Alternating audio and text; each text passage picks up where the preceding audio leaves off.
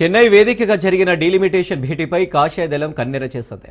కేంద్ర మంత్రులు తీవ్రస్థాయిలో విమర్శలు గుప్పించారు. డీలిమిటేషన్పై కలిసిన వారంతా దొంగల ముఠాని అంటూ తీవ్రంగా స్పందించారు. బీఆర్ఎస్ కాంగ్రెస్ పార్టీలు రెండు ఒకటే. కేసుల నుంచి తప్పించుకునేందుకు బీఆర్ఎస్కు కాంగ్రెస్ సహకరిస్తుందని ఢిల్లీలో కలిసి ఉంటారు, గల్లీలో కొట్లాడుకుంటారని విమర్శించారు. డీఎంకే భేటీ కాంగ్రెస్ బీఆర్ఎస్ వెళ్ళాయంటే ఇద్దరు ఒకటా కాదా అంటూ మండిపడ్డారు.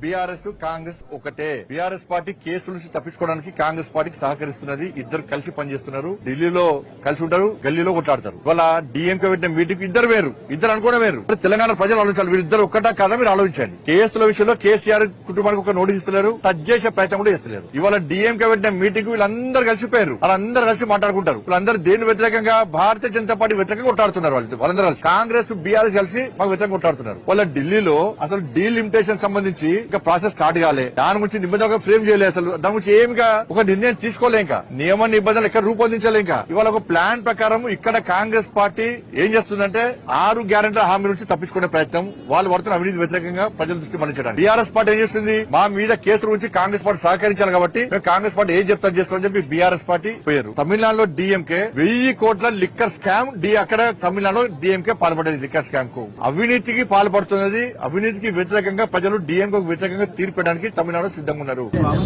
దేశంలో పార్లమెంటు నియోజకవర్గాలకు సంబంధించినటువంటి డీలిమిటేషన్ విషయంలో దక్షిణ భారతదేశానికి అన్యాయం జరుగుతుందనేటువంటి ఒక తప్పుడు ప్రచారం ఈరోజు కాంగ్రెస్ పార్టీ కానీ, టీఆర్ఎస్ పార్టీ కానీ, డిఎంకే పార్టీ కానీ చేపడతా ఉంది. దక్షిణ భారత ప్రజల విషయంలో ఈ పార్టీల కంటే ఎక్కువ కమిట్మెంటు మరి ఈరోజు నరేంద్ర మోడీ గారికి ఉన్నది. మాకు వీళ్ళు ఏమీ పాఠాలు చెప్పాల్సిన అవసరం లేదు.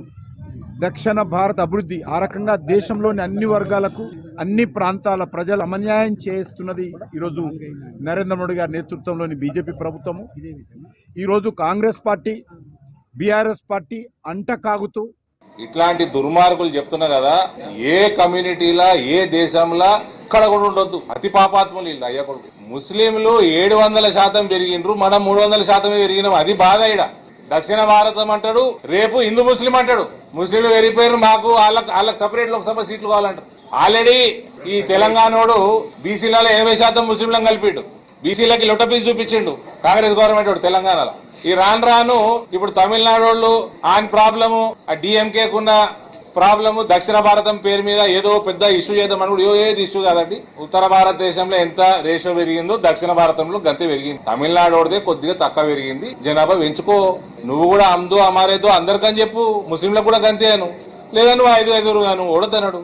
ఈ ఫాల్తూ లెక్కలని మాట్లాడొద్దండి. This is nothing to do with South India or North India or East India, West India. There is only one United India and it will remain United.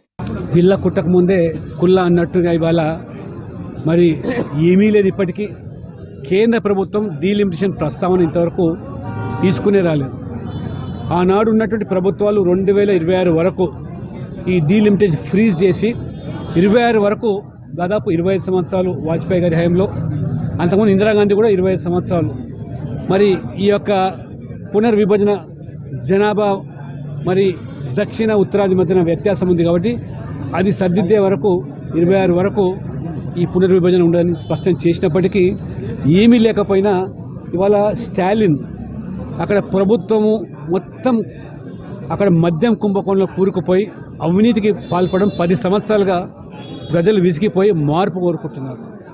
కాబట్టి ఆ డిఎంకే స్టాలిన్ ప్రజల ఆగ్రహాన్ని పక్కదో పట్టించడానికి ఈరోజు దక్షిణ ఉత్తర అనేటువంటి ప్రజలను ఈ ప్రాంతీయ తత్వాన్ని రెచ్చగొట్టి రాజకీయంగా లబ్ధే ప్రయత్నం చేస్తున్నారు.